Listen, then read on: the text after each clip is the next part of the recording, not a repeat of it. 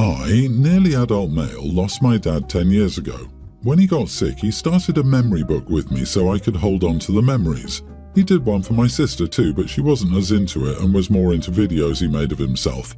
But for me, the memory book was everything, and I continued adding to it after he died. I would add any memory I had of my dad or our family. Sometimes something came back when I found a random photo or something. Then I included memories with my sister. Sometimes I included some memories of Mom, but after Dad died, my relationship with her was more complicated.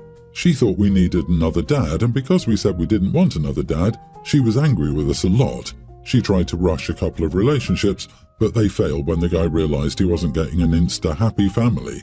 5 years ago, my mom met her husband John, and they merged families. John was a single dad of 3 kids. Technically, he has 4 kids, but one is not in his life. John's 3 kids do not have an involved mom, so my mom has stepped up to be their mom and they call her Mom. John has tried stepping up to be my and my sister's dad, but we see him as just a stepdad. John's kids are just step-siblings, and I don't love John and his kids. I don't hate or dislike them, but I wouldn't ever include them in my memory book, for example. And that's what this is about. My step-siblings were in my room when I was in school a couple of weeks ago, and they found the memory book. They wanted to know why I had it and didn't have photos of their dad or them. My mom heard them ask those questions, and she demanded to look through it. While Mom was going through it, my step-siblings said they wanted to add their stuff, and I said no, it's not for them. Mom told me not to say that kind of thing to them, and then she told me it should be something that shares memories with our whole family. I told her it was my personal thing. She took it away for a few days, and my sister stole it back, and then I asked my grandpa to hold on to it for me. Mom and John sat me down and said it's unacceptable to have a memory book that's clearly about my family when I don't include my whole family. They said my step-siblings were very upset that I wouldn't add them or let them take part. They then said it should be a family thing, and Mom insisted I hand it back over so we could all work on it together. I told them it's not a family project. It's mine. It's my way of documenting memories of the people I love, and they will not take it away from me. John was angry and said, "Oh, so it's like that, so you don't love us." Mom told me she and John had the right to decide what was or wasn't a family project, and once it's in their home, that's their decision. She also told me I was disrespectful for talking back. They also told me it was time to man up. Am I the idiot? Not the idiot. Telling you to man up is toxic and pathetic. This was something special between you and your dad. No one gets to tell you what to put in it, and they can't just take it over because of their wants. They can make their own memory book if they want it, but keep your memory book to yourself. I would keep it at Grandpa's because I could see them steal it and ruin it with their own stuff. If it ever returns to Mom's hands, I imagine that book being burned. Mom seems like the type to say, if I can't have it, no one can. I will never for the life of me understand why surviving partners try to erase their dead partners like this. She could have easily said, let's do another with this family and we can all add to it as we go. But they had to be idiots about it.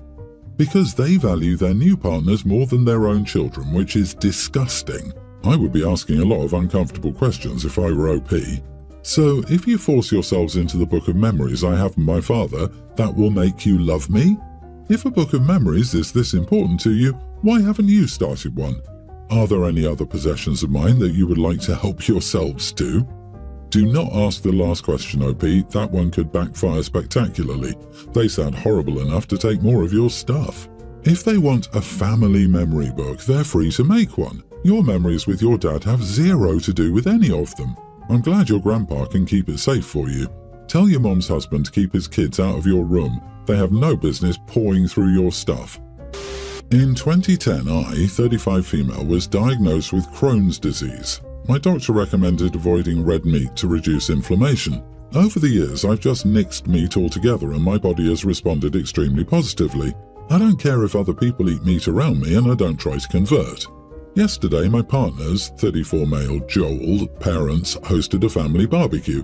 About 30 people, aunts, uncles, cousins, grandkids. They're a lovely group except Dave, 50s male, who's that uncle.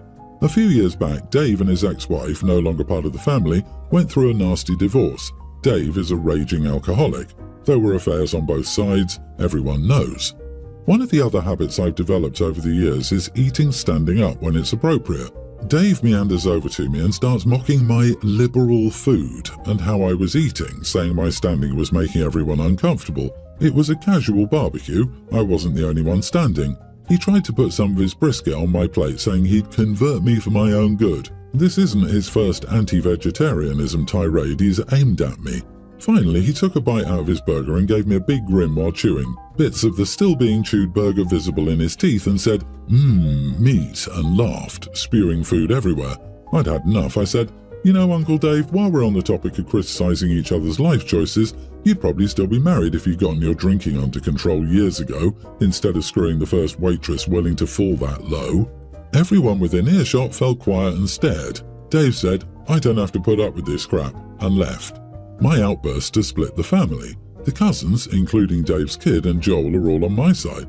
My mother-in-law and father-in-law expressed discomfort, but I think he had it coming. The aunts and uncles, however, have bombarded me with texts stating how inappropriate and cruel I was, and that I shouldn't expect invites if that's how I was going to act. Am I the idiot? Did I go too far? Edit. Dave knows I have Crohn's. Another Dave moment explaining why it's been historically difficult to tell him to stop is sister-in-law's pregnancy comment. As much as I'd want to be the bigger person, I'm also not convinced a civil explanation would ever work on this man. Historically, knowing he's bothering a person when they calmly ask him to stop just eggs him on further. When my sister-in-law was pregnant, he brought up her weight, saying she was really putting it on. My sister-in-law is naturally very petite and didn't gain much weight throughout her pregnancy. Her husband asked him to stop and he laughed in his face and said, "It was just a joke. I'll stop. I wouldn't want her to get mad and sit on me." They left in a huff, and for the rest of her pregnancy, he referred to them as Jonah and the whale, and would just laugh when people told him to knock it off. No one knows how to deal with this person, and anytime one of the cousins says, "Why do we still invite him?" the response is always, "He's family." No, it wasn't my best moment at all, I can't deny that, but you are not the idiot. As much as this man is clearly insufferable, Jonah and the whale has me howling with laughter. He was extremely nasty and rude to you with absolutely no reason or excuse other than enjoying being a bully. This is a perfect case of someone being unable to take what they dish out. And let's face it, he left you alone after that, so mission accomplished. As far as the rest of the family goes, if they were better at making the alcoholic family member behave or had come to your defense when he was obviously bullying you, as opposed to just letting him get away with his bad behavior, you wouldn't have had to resort to what you said. And it's telling that your aunts and uncles are threatening you with being banned from family events for what you said, but have put up with the intoxicated idiots bullying you, and I assume other people, with no consequences for him. That is hypocrisy at its finest. Perhaps you ought to point this out to them. At the least, you send a message to your uncle that you are not an easy target, that you will fight back. I know everyone likes to stereotype vegans and vegetarians as always being judgmental and critical of others' food choices and fixating on people who eat meat. Still, as a vegetarian myself, my own lived experience is identical to what you've described here.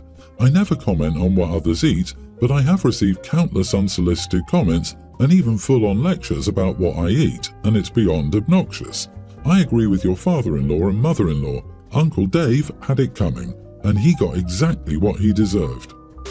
Growing up, my husband and I were both the weird kids with no friends. I was a bookworm who talked too much. He was a class clown that people found annoying.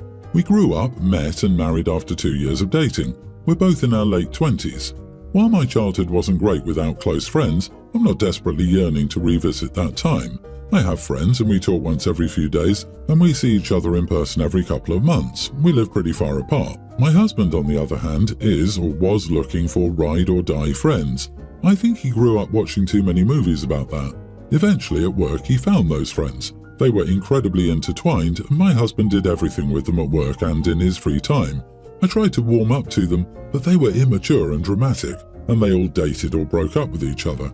As time went on, my husband spent less and less time with me. I was lucky if I saw him once a weekend. I tried to have an intervention, but apparently these people were fulfilling his deep need for that close friend group, which I couldn't provide. And I can't lie, he was happier than he'd been in a long time. Sometimes you have to choose your spouse's happiness over your own. Recently, my husband has commented that he misses or wants to spend time with me. I think it's because his friend group is not meeting that often. This weekend, my husband wants to go on a date. However, I already have plans. I'm going to the zoo alone. My company had free tickets and I snagged one. My husband is very sad that I'm not willing to cancel my plans to spend time with him. I told him I'm not a distraction or a backup plan in case his friends can't hang out with him. I'm going to the zoo and I'm going to enjoy myself. Am I the idiot?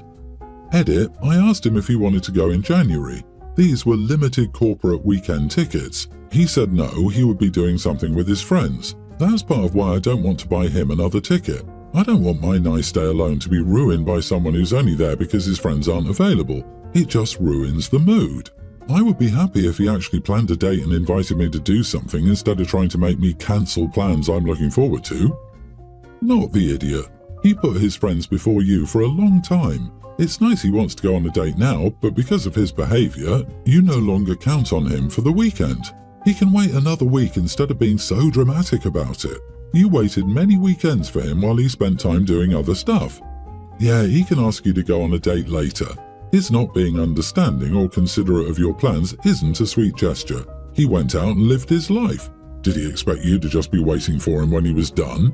I do wonder though, why are you still in this marriage? This doesn't sound like a marriage at all. You guys are estranged roommates at best. Why not just call an attorney and make it official? Yeah, as a woman who chose to be solo for life a few years ago, I was frustrated while reading this. I'd rather be solo and have friends and do stuff alone than be the plan B or backup for the person who's supposed to put me first. OP, enjoy the zoo. He can suggest another time for the date that works for both of you. I discovered my wife's cheating about 6 months ago. For context, I used to be polyamorous before I decided that I wanted to get married.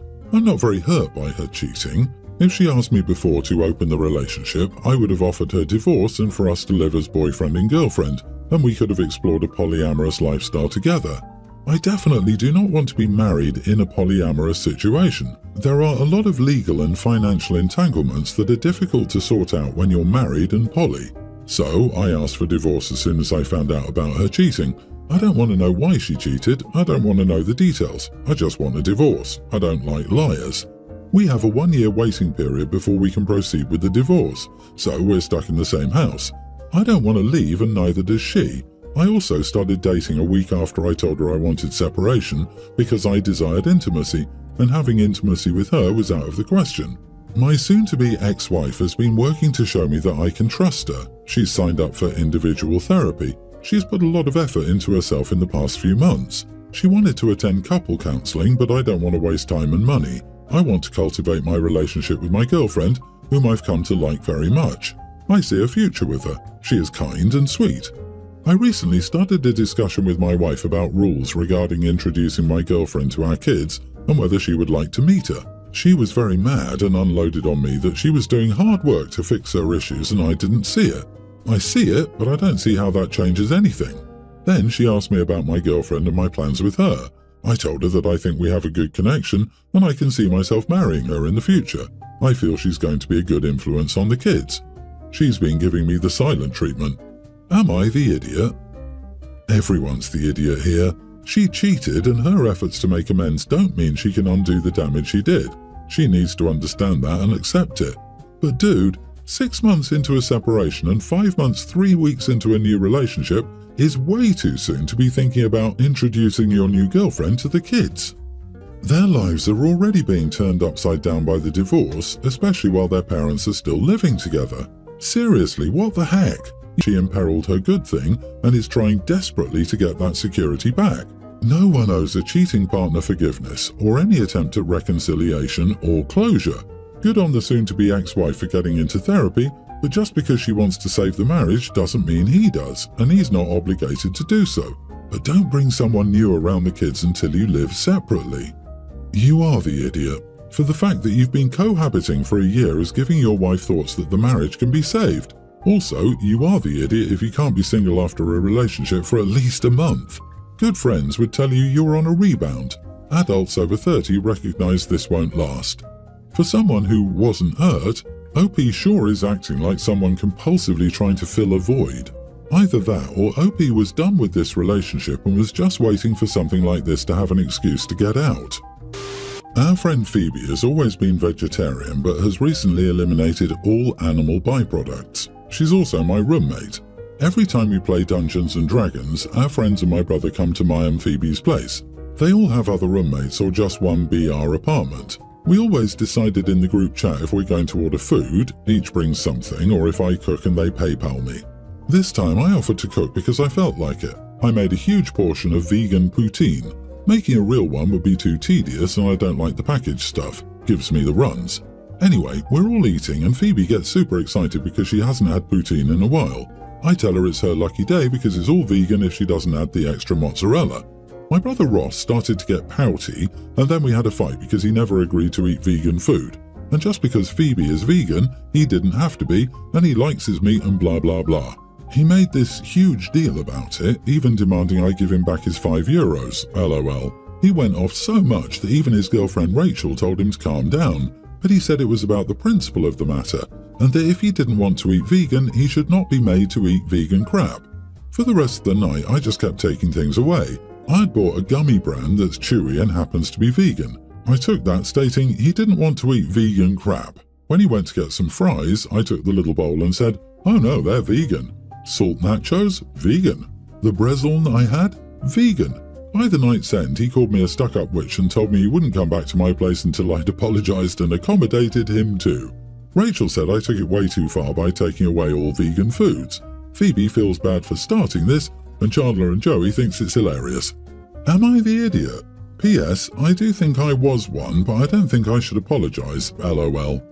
Not the idiot. He deserves everything you've done. He can't behave badly and then expect everything to be okay. I think he made a big drama out of something as simple as no meat on the table. Okay, if he wants to eat meat, let him bring products or tell you in advance so that there's something suitable for him too. But to go and sit at the table and complain in front of everyone who just wants to eat together is stupid. Well done, OP.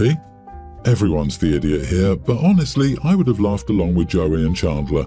You provided food for the whole group, so your hosting is fine. A vegan cheeseburger needs to come with a warning, but I wonder if vegan poutine needs a warning if the cheese is an add-on. Fry oil can be totally vegetable and a good gravy can be made 100 different ways.